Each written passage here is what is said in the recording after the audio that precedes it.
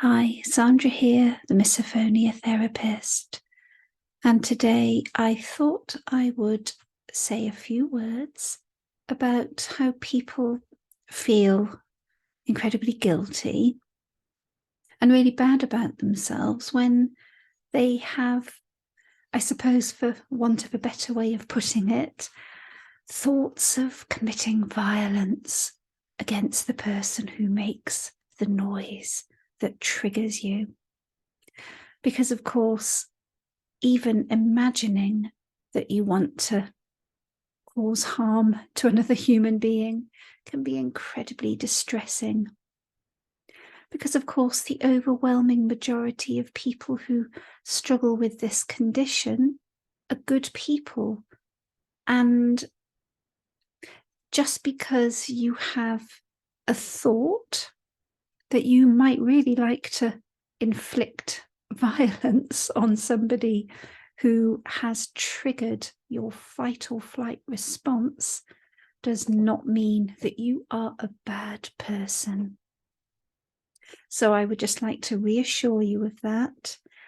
And it is very, very common for people with especially severe misophonia to imagine that they would like to punch somebody or inflict some other kind of physical violence on them, because the anger, the rage that builds up and just fires off when you hear that sound, you have no control over it.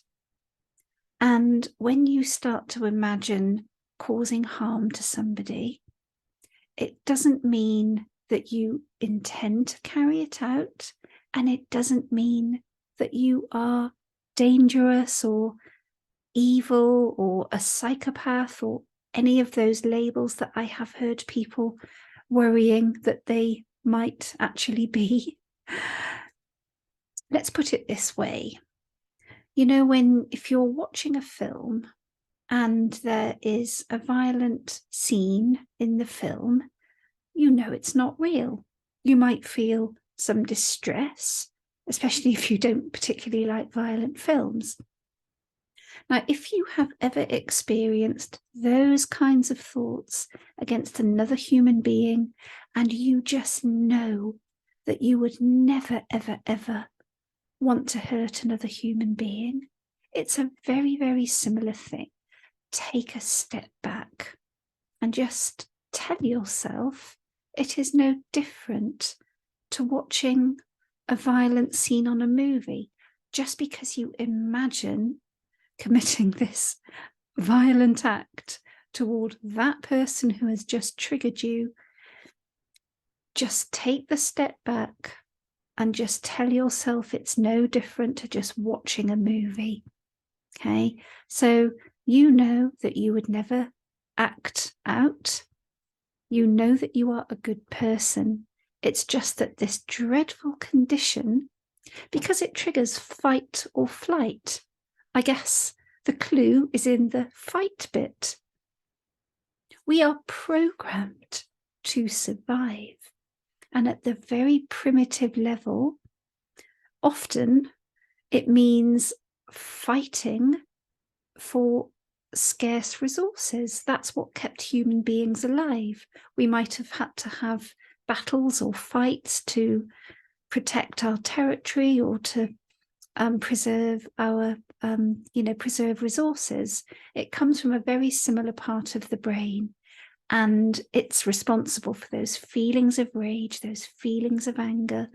So just because you have a thought that you might like to harm the person who has triggered you, and I know it's easy for me to sit here saying this, and I know how horrible that feels, it doesn't mean you are a bad person.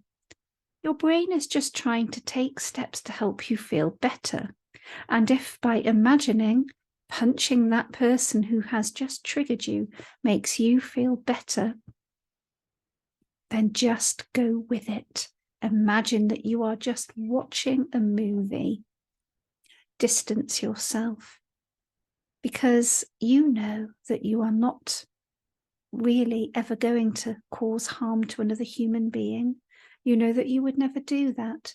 That is just the distressing conflict that having misophonia can create, because you know deep down you're a really good person, a nice person. You just want to, just be a good friend to people, be a good colleague, be a good family member. You have no intention of harming anybody, hurting a stranger. But when you get that trigger, absolutely, if your imagination wants to try to help you feel better by imagining something, then just let it happen. As long as you feel that you would never take action, then it's safe to say that you don't need to worry. And of course, for anyone watching this that really does feel that one day they might, then it's crucially important that you consider seeking some help with your condition.